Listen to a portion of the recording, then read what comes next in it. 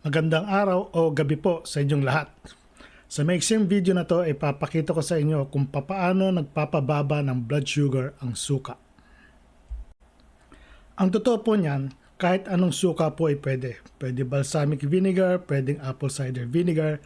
Lahat po sila ay merong acetic acid. Paano nga ba nagagawa ng suka yun na nagpapababa siya ng blood sugar? Una, ang suka ay pinipigilan or nag-i-inhibit ng enzyme na pang-digest ng complex carbohydrates. Amylase po ang pangalan ng enzyme na yon. Ipinakita ito ng study ng grupo ni Osman noong 2005 na napublish pa sa European Journal of Clinical Nutrition. Nakita nila sa study nila na ang 2 kutsarang suka or 30 ml ay nagpapababa ng blood sugar pagkatapos kumain, nagpapababa din ng insulin levels, at nagpapabusog pagkatapos kumain. Ang pickles ay pwede rin hong gamitin, basta wag lang hong masyadong matamis. Ang mga resulta nila ay kinumpirma noong 2010 nila Johnston at mga kasama niya at nasukat nila na nagpapababa ng blood sugar ang suka ng 20%. Pinakita nila na 2 kutsarita ng suka o 10 grams habang kumakain ay sapat na para pababain ang blood sugar. Ang test meal nila dito ay isang bagel at fruit juice. So, whether 2 kutsarita o 2 kutsara, pwede na po yon nagpapababa po ng blood sugar. Pero, katulad na sinabi sa unang research, mas madami, mas maganda. Nakita din nila na hindi nagpapababa ng blood sugar ang suka kung ang kakainin ay mga simple sugars or monosaccharides tulad ng glucose, fructose at galactose. No? Ito pong glucose ang pinaka-common at makikita natin to sa mga candy, sa mga soft drinks. Kaya kung isipin niyo or gagawin niyo na inom muna ako ng suka bago uminom ako ng soft drinks o candy para bumaba blood sugar ko, hindi po tatalab yun. Ang pangatlong paraan kung paano nagpapababa ng blood sugar ang suka ay napapabilis ng suka ang pagpasok ng blood sugar sa ating mga muscles. Ito po ang nakita sa study na nakikita nyo sa screen. Ang ginawa nilang test subject sa study na to ay yung mga taong mayroong impaired glucose tolerance o tinatawag na pre-diabetes. Ano nga ba yung pre-diabetes? So ito yung review, no? A blood sugar of 140 to 199 milligrams per deciliters 2 hours after eating or pagkatapos po ng oral glucose tolerance test. So, pwede ho ninyong ma-screen na sarili nyo paggamit nitong glucometer sa bahay. So, kung mataas ang blood sugar nyo 2 hours after eating, 140 to 199, ay kausapin ho ninyo ang doktor ninyo. Ngayon, kung lumagpas naman po sa 199, ang blood sugar na nakuha nyo ay 200 milligrams per deciliter or more, 2 oras pagkakain, baka ho meron na kayong type 2 diabetes. Maganda ho konsultahin niyo yung inyong doktor para magawan kayo ng tamang testing. Anong proper testing ho, yung definitive testing. Sa study nila, 2 kutsarang suka or 30 ml na meron 6% acetic acid at tubig ang pinainom nila. Pagkatapos ng pagkainom ng vinegar, ang ginawa nila ay kumain sila ng bread, cheese, turkey ham, orange juice, butter at cereal bar. Ang laman po nito ay merong 75 grams of carbohydrates, 26 grams of protein, 17 grams fat at 557 kilocalories. So sa study na to, yung mga tao pong may diabetes, mga subjects sila, nilagyan po nila ng karayom doon sa artery at isang pangalawang karayom doon sa veins. So ang pag ginawa nila, sinukat nila yung laman ng dugo doon sa artery at sa veins tapos sinubtract nila. No? So nakita nila na kapag ang mga tao ay uminom ng suka, no, bago sila kumain ng mixed meal, no, nagkakaroon ng mas magandang blood flow sa forearm at nag-i-improve o tumataas yung blood sugar na pumapasok doon sa forearm muscles. So ibig sabihin yon, pagpasok po yon, nakakababa ho yan ng blood sugar.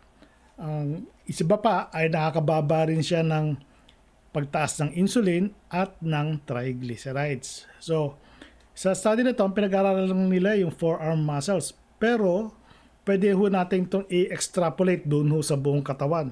So, malamang yung buong skeletal muscles sa buong katawan niya, mas maganda yung paghigop ng o pag-absorb ng blood sugar. Kaya, mas mababa ang kanilang blood sugar. Ang ibang study naman po ay pinapakita na ang suka ay nagdi-delay ng gastric emptying. So ano yung ibig sabihin yon? Yung majority po ng absorption ng blood ng glucose mula sa ating kinakain nandun po sa small intestine.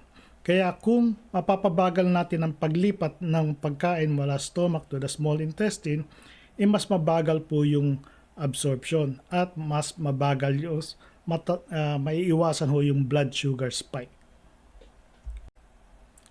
Marami na hong studies na pinakita na ang blood sugar natin ay bababa kung tayo ay kakain o sasabayan natin ng suka habang kumakain.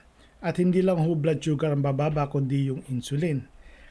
Pero ang warning ko lang po, minsan ang iniisip ng mga tao pag uminom o kumain ako ng suka habang kumakain, hindi ko na kailangang inumin ng aking diabetes medications. Hindi po gano'n, no? Nakakatulong lang ho, pero hindi po niya tinatanggal o hindi niya pinapalitan ang gamot para sa diabetes.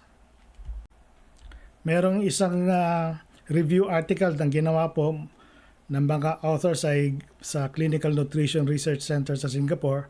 Ito po yung vinegar sa functional ingredient to improve postprandial glycemic control. Ang dinagdag po nila doon sa kaalaman ay nakita nila na ang suka ay nagpapataas ng GLP-1. Yung GLP-1 po ay yung tinatawag nating incretin.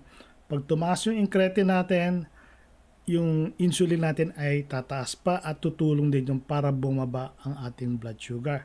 Yung incretin po ay nabanggit ko sa mga nakaraang video tulad ng vegetable, meat, and carbohydrate sequence. Yun yung pampababa ng blood sugar. Katulad din yung mga preload foods na nagpapababa ng blood sugar. Nandun din po makikita ang incretin. Lalagay ko po yan sa playlist.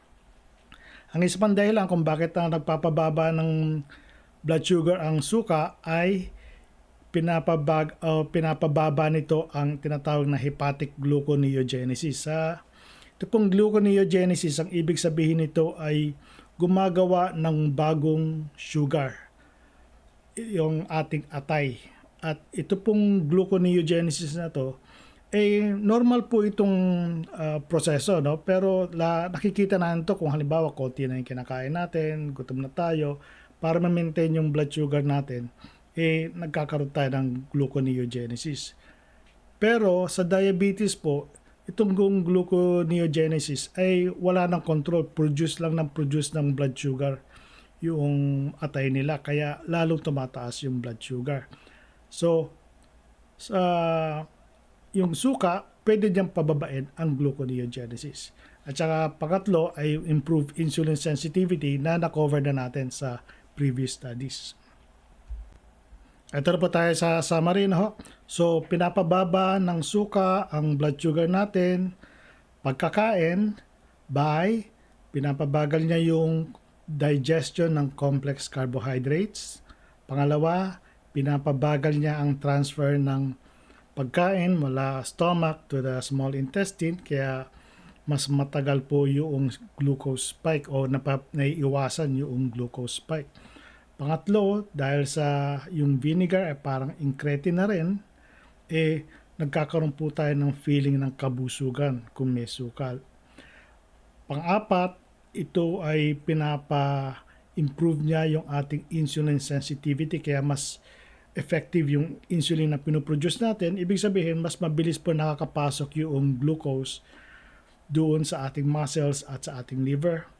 Panlima, iniiwasan yung piniprevent niya yung gluconeogenesis o yung production ng bagong blood sugars. At pang-anim, ini-increase ng suka ang glucose absorption ng muscles. So dyan po nagtatapos. Sana po ay marami kayong natutunan. Yung may mga, kung gusto po ninyo mag-subscribe, dapat po ay naka-sign in po kayo using your email dito po sa YouTube para po kayo ay makapag-subscribe. Sana po ay magkaroon kayo ng magandang gabi or yung buong araw ninyo ay maging matahimik at mapayapa. Maraming salamat po.